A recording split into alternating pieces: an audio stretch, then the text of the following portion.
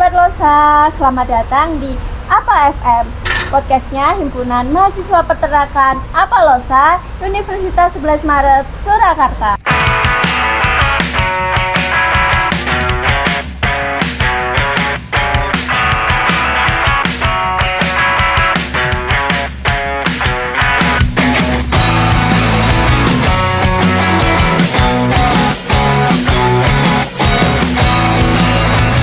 Kembali lagi bersama saya, Cika Mekaila Atta, selaku branding di HMP Apalosa. Di episode kali ini, kita akan ngobrol santai tapi isinya berbobot banget loh. Kita akan mengupas tuntas tentang dunia equestrian di kalangan masyarakat, serta melihat sejauh mana sih potensi perkembangan aktivitas berkuda dan pembinaan atlet di daerah Solo Raya ke depan. Apakah layanan stabling dan olahraga berkuda itu selamanya menjadi hal yang eksklusif? Atau sebenarnya ada peluang prestasi yang besar di depan sana? Langsung saja kita sambut tamu spesial kita. Baik Pak, boleh perkenalan dulu dari Bapaknya yang sebelah kanan.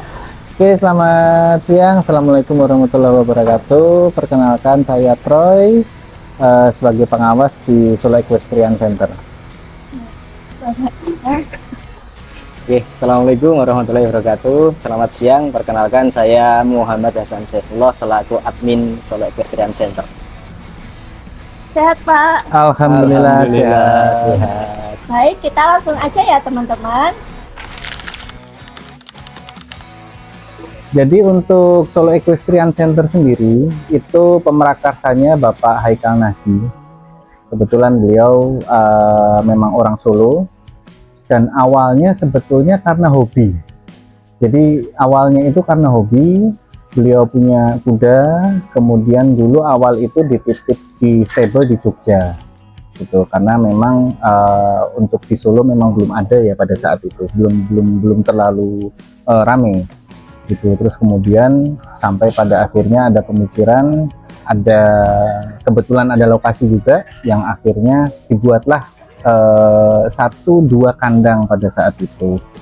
Nah, setelah kuda beliau ini masuk ke Solo, kemudian sebetulnya malah dari mulut ke mulut ya, dari mulut ke mulut, informasi berlanjut, akhirnya banyak ternyata member-member di kota Solo ini yang punya kuda, tapi mereka juga menitipkan kudanya di luar kota Solo karena pada saat itu belum ada stable yang proper di Solo. Sampai akhirnya dari situlah Solo Equestrian Center ini berkembang, gitu.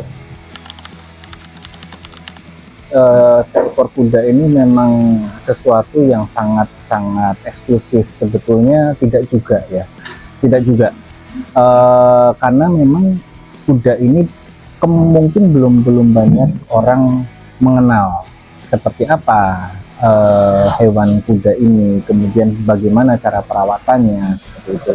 Karena sebetulnya tidak terlalu susah juga, gitu. Sama dengan hewan-hewan yang lain, gitu loh. Mereka butuh makan, mereka butuh tempat yang bersih, kemudian mereka butuh istilahnya diperhatikan secara rutin setiap harinya, gitu. Jadi bukan sesuatu yang eksklusif, benar-benar eksklusif bukan, gitu loh. Jadi kalau kita berbicara masalah pemeliharaan, sebetulnya sama dengan hewan-hewan yang lain juga. Tetapi mungkin karena belum banyak yang mengenal, akhirnya pandangannya jadi kuda itu eksklusif, seperti itu. Nah, betul. Member toh. Oke, kalau tahu. Oke. Kalau dilihat secara antusias saat ini olahraga berkuda ini mulai rame diperbincangkan. Kita melihat juga dari member-member di Solo Equestrian Center yang saat ini jumlahnya sudah terbilang banyak ya. Dan dari pihak Komite Olahraga Nasional Indonesia atau KONI dan di bawah naungan Pordasi juga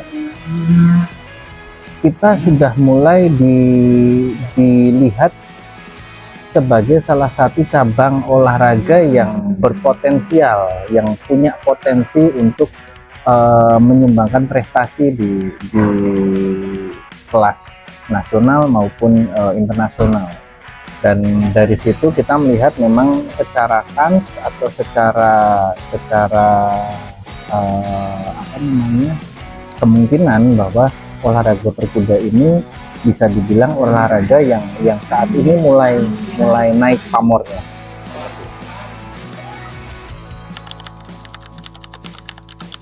Oke, nice, betul. Oke, mungkin dari awalnya adalah karena tidak semua orang bisa berkuda, tidak semua orang bisa berkuda, tetapi sebetulnya ketika kita mau belajar, ketika di Solo Equestrian Center ini pun orang yang sama sekali belum pernah berkuda, tetapi dia punya keinginan untuk bisa, itu sebenarnya kita diajari step-stepnya, mulai dari pengenalan karakteristik kuda itu sendiri.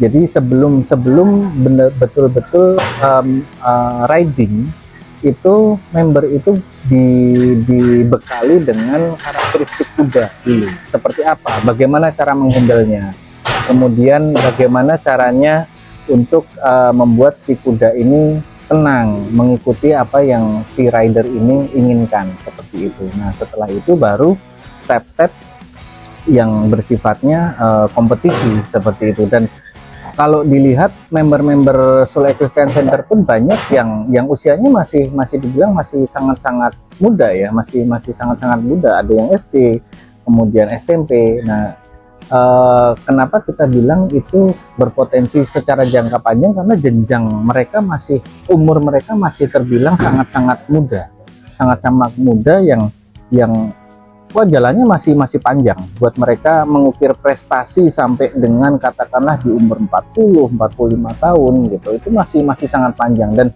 tidak hanya berhenti sampai sebagai seorang rider ya, ketika katakanlah sudah beranjak dewasa, dengan pengalamannya dia sebagai rider kuda, bisa semua kemampuan dan ilmu itu bisa dijadikan dia sebagai seorang pelatih gitu. Jadi sangat panjang ininya, kalau bisa dibilang jangka waktunya benar-benar panjang, seperti itu. Mas Faiful. Oke, jadi untuk pengembangan kedepannya kita alhamdulillah sekarang sudah ada stable, kalau kita lihat sampai ke belakang, yang bisa mewadahi member-member ini untuk istilahnya tergabung dalam wadah penggiat olahraga berkuda. Nah, di sisi lain kita pun betul-betul disupport oleh Pordasi, Persatuan Berkuda Seluruh Indonesia, di bawah naungannya Komite Olahraga Nasional Indonesia atau KONI. Kita benar-benar disupport secara fasilitas dan secara istilahnya ketika ada event itu kita betul-betul dilihat potensinya seperti apa. Dan memang pembinaan dari KONI dan Pordasi ini continue ya, tidak hanya sekali dua kali, tetapi bersifat kontinu yang terus menerus, perkembangannya terus ditanyakan, dicatat seperti apa atlet si A, si B, si C dan segala macam. Nah, kebetulan di sebelah saya juga ada Mas Saiful. Beliau ini sebagai admin dari Solo Equestrian Center, yang beliau ini yang mengurus masalah member. Nah, kalau bisa diceritakan mungkin jumlah member yang sampai sekarang sudah banyak ya Mas ya. Sudah banyak gitu ya. Berapa total? Untuk member aktif itu total keseluruhan sekitar 20 orang ya yang kita kategorikan aktif. Dan member di sini itu dibagi menjadi dua. member untuk 4 kali pertemuan atau 4 kali latihan, dan member untuk 10 kali latihan. Untuk total keseluruhan itu kurang lebih sekitar 20. Jadi di situ pun kita melihat seberapa besar keinginan untuk supaya cepat bisa gitu. Makanya kita juga fasilitasi dengan itu. Kalau untuk pengembangan fasilitas, alhamdulillah kalau kita lihat sih ini sudah cukup memadai ya, dengan jumlah stable, dan kita juga ada dokter in-house meskipun on call, jadi kesehatan kuda-kuda yang ada di sini pun insya Allah terjaga seperti itu.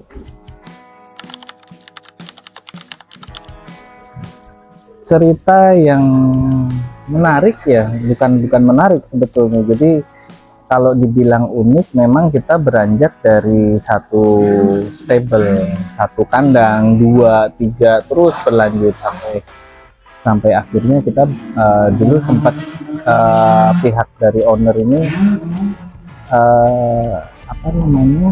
sampai kita kadang bingung gitu ya, kita sudah penuh nih, ada lagi member yang maksa masuk gitu loh. Padahal itu semua posisi kandang sudah penuh, kita sudah tidak ada tempat lagi gitu. Akhirnya ada sempat dulu, oke lah kita pindah, malah kuda kita yang kita pindah ke stable lain gitu supaya member bisa masuk. Intinya adalah kita pengen sih memang benar-benar menjadi wadah dari para penggiat kuda dan pemilik kuda, supaya mereka juga merasa nyaman ketika, karena kebanyakan domisili member-member ini juga dari kota Solo sendiri ya, jadi mereka pun tidak terlalu jauh untuk apalagi mereka punya hewan kesayangan gitu ya, yang biasanya kalau kita kucing, anjing segala macam mungkin kan di rumah bisa, kelinci segala macam, kan ini kan kuda, nggak mungkin, jarang banget orang di rumah punya kandang kuda sendiri, akhirnya kan harus dihidupkan. Nah itu yang menjadi keinginan owner untuk betul-betul menjadi wadah dari para penggiat dan pecinta hobi berkuda ini, seperti itu. Oke. Prestasi banyak, terus terang kalau prestasi banyak ya, kita di beberapa event nasional maupun lokal kita banyak menjuarai kompetisi-kompetisi ya. Pernah juga juara umum, kemudian di Porprov, memang Porprov yang tahun kemarin kita belum bisa lolos untuk mewakili Jawa Tengah, tetapi insya Allah Porprov di tahun ini kita pun ikut serta juga, dan persiapannya insya Allah sudah matang. Kita pun ada beberapa kelas ya yang diikuti, mulai dari pacu, kemudian equestrian sendiri, kemudian HBA. Nah kebetulan Mas Saiful ini salah satu atlet HBA, horseback archery, jadi dia untuk tahun ini juga terjun untuk sebagai atlet HBA untuk di Porprov. Jadi kalau dibilang pencapaian, alhamdulillah saat ini pencapaian kita sudah luar biasa ya, luar biasa banyak, luar biasa meningkat, dengan atlet-atlet yang kita punya juga kualitasnya semakin meningkat, kemudian secara keinginan dan semangatnya juga sangat-sangat bagus. Kalau kita berbicara regenerasi atlet ya, regenerasi atlet itu agak-agak gampang, agak-agak susah, tapi dibilang susah ya enggak, dibilang gampang ya enggak. Jadi biasanya memang atlet-atlet yang tergabung di kita itu turun temurun ya, mulai dari orang tuanya, kemudian turun ke anaknya, nanti anaknya umpamanya punya kakak turun ke adiknya dan segala macam. Dari situ pun sebetulnya secara regenerasi itu sudah mulai berjalan dengan sendirinya gitu. Sudah mulai berjalan dengan sendirinya, ditambah nanti dari kolega, pertemanan, kemudian hubungan keluarga, itu pun secara otomatis sudah mulai berjalan kalau kita berbicara masalah regenerasi atlet gitu loh. Kalau untuk equestrian sendiri ya equestrian, kemudian HBA, kemudian pacu, memang kita masing-masing punya kapabilitasnya sendiri ya.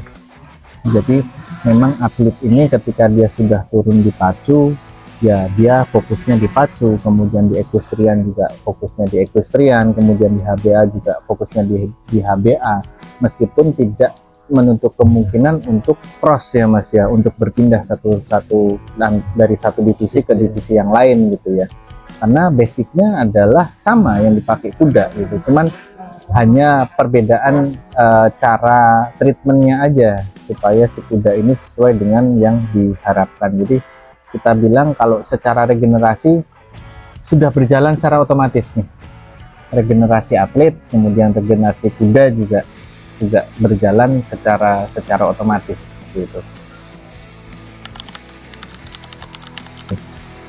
Intinya adalah coba dulu ya. Kalau kita belum coba, kita belum kenal, kita nggak akan tahu seperti apa sih olahraga berkuda itu gitu. Jadi jangan takut kalau memang mau memulai, intinya adalah semangat ya, semangat. Tidak perlu kita memang awal pasti dari bawah ya, nggak mungkin begitu masuk langsung jadi atlet, enggak. Tetapi ketika kita rajin, ketika kita punya keinginan yang kuat, kita belajar, kita mempelajari cara, metode, kemudian mengenal lebih dalam si kuda ini sebagai partner kita untuk di olahraga berkuda ini, otomatis kedepannya secara peluangnya akan terbuka lebar gitu loh. Apalagi di kita saat ini kita banyak kompetisi-kompetisi yang kita ikuti. Jadi secara tidak langsung kompetisi itu pun sebagai alat latihan kita, latihan untuk menguji mental, kemudian menguji teknik gitu, kemampuan kuda juga. Nah itu menjadi salah satu istilahnya step-step untuk kita bisa menjadi seorang atlet ya. Memang harus dari bawah dulu semuanya, seperti itu. Wah, luar biasa sekali ya. Dari obrolan kita tadi, kita belajar kalau dunia equestrian itu bukan cuma soal prestis, tetapi ada juga potensi prestasi dan industri besar yang bisa digali kalau kita paham arah pembinaan atlet dan pengelolaan fasilitasnya ke depan. Jadi, jangan ragu kalau kamu mau mengeksplorasi dunia berkuda dan olahraga equestrian ini. Siapa tahu setelah dengar ini, kamu termotivasi untuk buat ikut latihan, bahkan menjadi bagian dari kemajuan atlet berkuda di Solo Raya. Terima kasih banyak kepada kedua narasumber kita atas ilmu, pengalaman, dan inspirasi hari ini. Sukses terus untuk manajemen stapling dan seluruh atlet binaannya. Saya, Cika Mikaela Atta, pamit undur diri dan jangan lupa terus pantau podcast kita. Sampai jumpa di episode berikutnya.